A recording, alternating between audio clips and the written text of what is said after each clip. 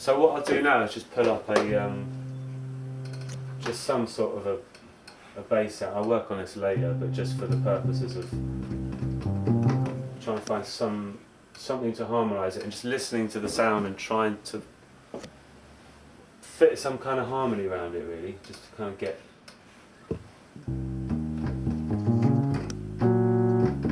see what works. Just kind of throwing some notes against it and seeing how that pans out.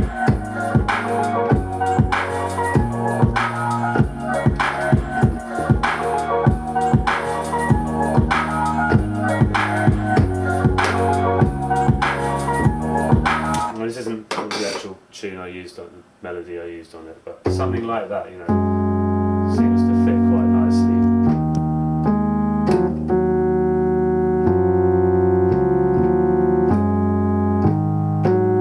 Which seems to kind of work.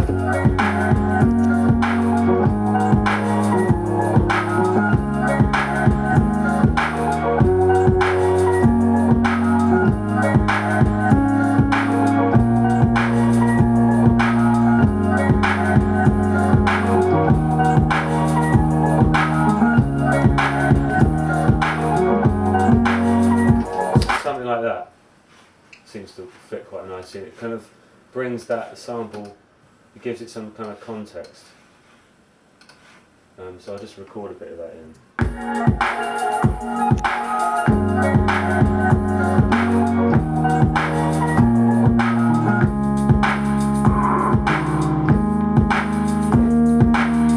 Something like that, for example.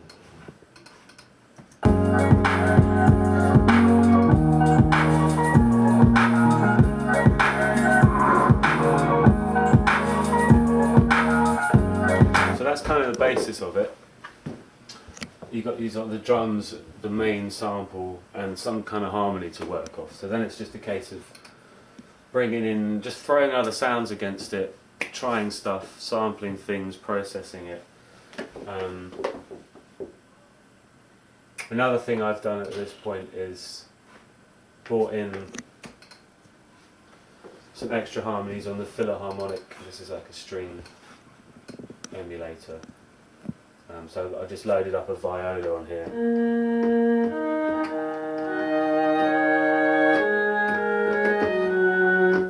So you can just bring out even more harmony in. So yeah, just trying to find some chords around here now.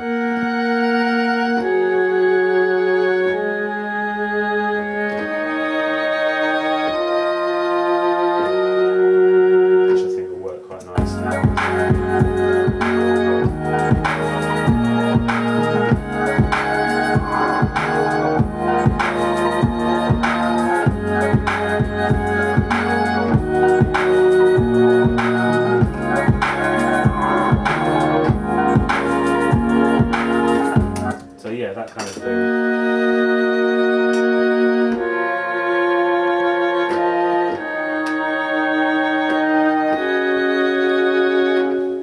So we'll get that in as well. It's just really feeling around, seeing what kind of seems right at the time.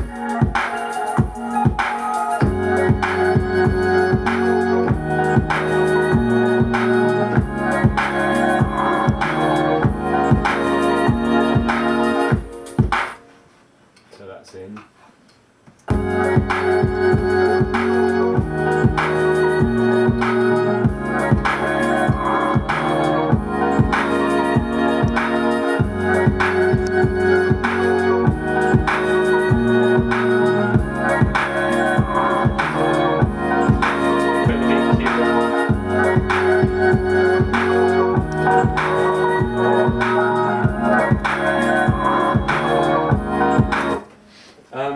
And then it's just adding stuff to it, finding some other elements that work. One thing I did on this was use this kind of 8-bit wobbly noise over here.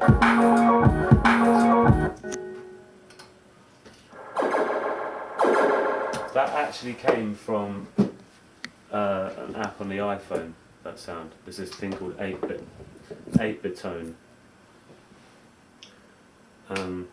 Which is just like an 8-bit synth on the phone, and I just used it to to make those sounds.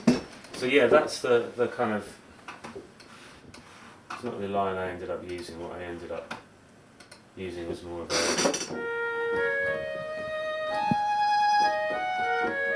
yeah, something like that.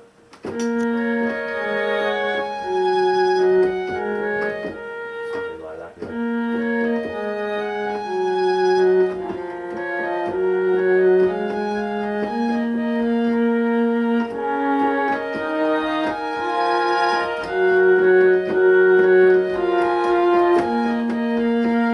That's the actual riff I ended up using for this thing anyway.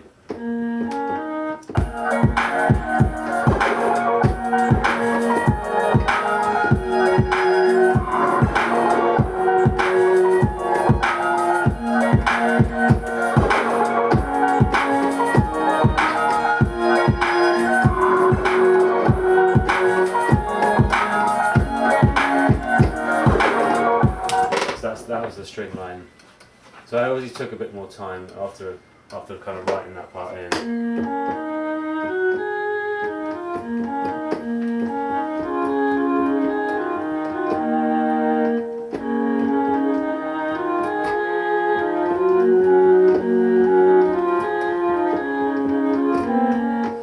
Recorded that in with a real violin.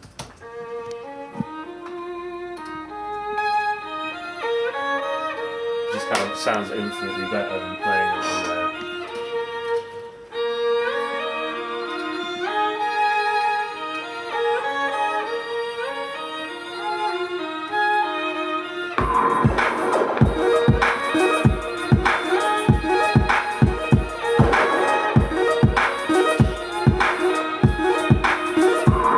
This sound again is the little synth on the iPhone. It's like 59p, and it's amazing. I brought it in through the Avalon, put a little bit of reverb, a little bit of delay. Sounds great. A few little percussive noises just to add it. Give it a bit more depth. So also what I did, once I chopped up this main sample here, which is the main sort of atmospheric part of the tune, so then I bounced this down, put it on another put it on another track here. So just, and it's quiet, but then what I did is really, rather than putting loads of effects on the first one, I put loads of effects on, kept that as the main part, and put loads of processing on this second part here. So I put it through a guitar amp simulator, Amplitude, which really drives it and makes it that guy there. Then put it through the same sidechain routing as everything else. Knocks off the low end, and then put a bit of stereo spread on it, and then layered that with the original, so it just gives it a lot more depth, rather than processing this one, just having that one sort of like sprinkled over the top of it, gives it a bit more, I mean, that's it just on its own. With this second layer, you get this, and with the kit side-chaining both of them.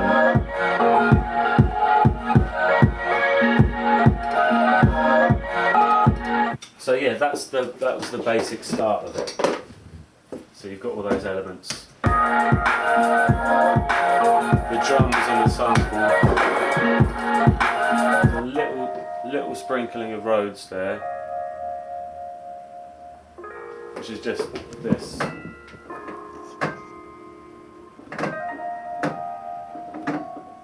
Overdriven a little bit, just kind of thrown in over the top to give it a bit of really subtle. So the bass, after I'd decided what the harmonies were going to be, I actually recorded the bass on this guy, on the Elisa's Micron. And there's two layers. There's just a really basic sub bass.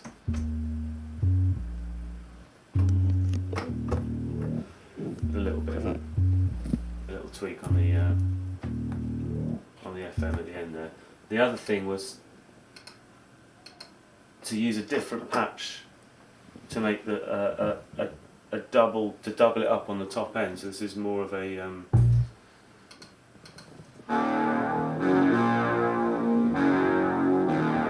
it's the same line, but just on a different patch. So it's kind of supplying the sort of like the fuzzier top end when you put them together. That kind of really creates the. Makes it kind of sound like one big noise, but there's kind of two things happening at once.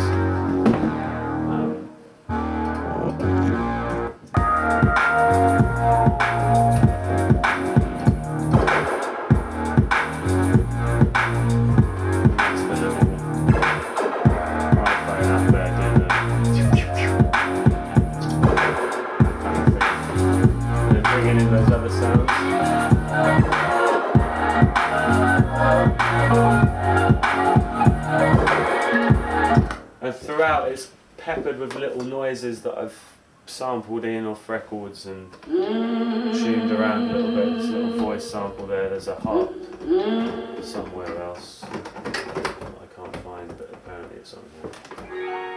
Yeah, that's a recording of an auto harp, which is this thing here, which I'll show you. This thing here, which I've used a few bits of stuff. So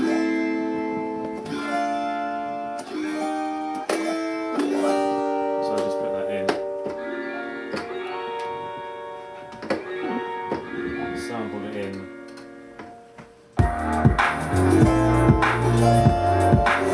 Obviously that's out of tune with the rest of the track because it needs pitching up in the sampler, but that's where that sound came from.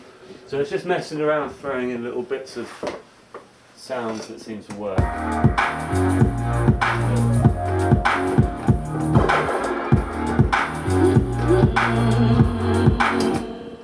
little voice, I don't even know where that's from.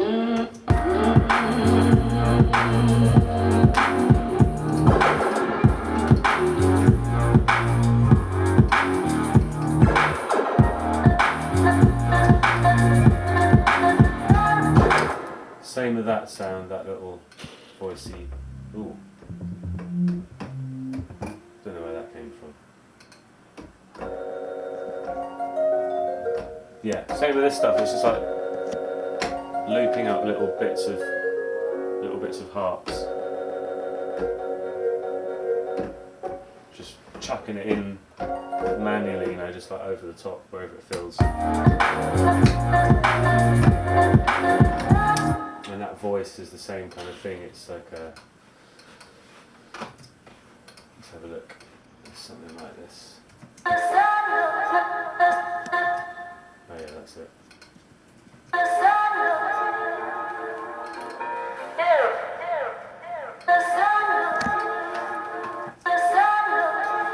And that is just hit and stop on the turntable to get that.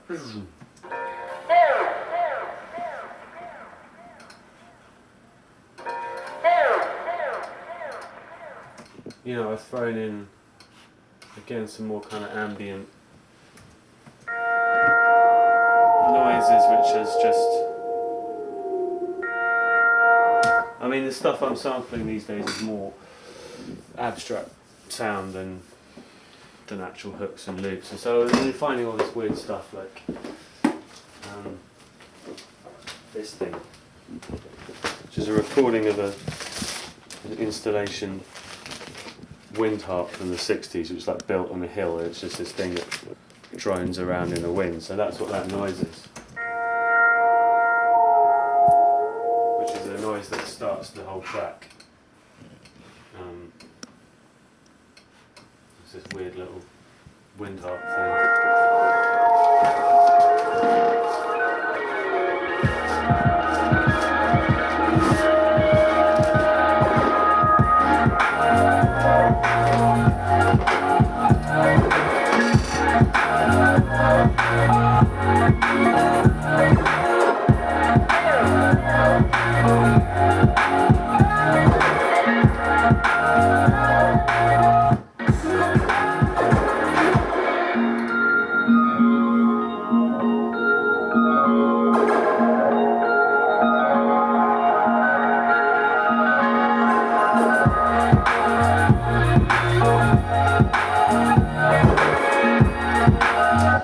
this little thing is just a sort of automated filter, just introducing this sound, and just put the curve on the filter. Okay, so that's basically how it went down. I mean, there's other stuff in there, which little. Well, there's not really, and that's basically it. It's just feeling your way around it and throwing stuff into. Yeah, and that's Kiara. That's how that came about, and there it is. Thanks for watching.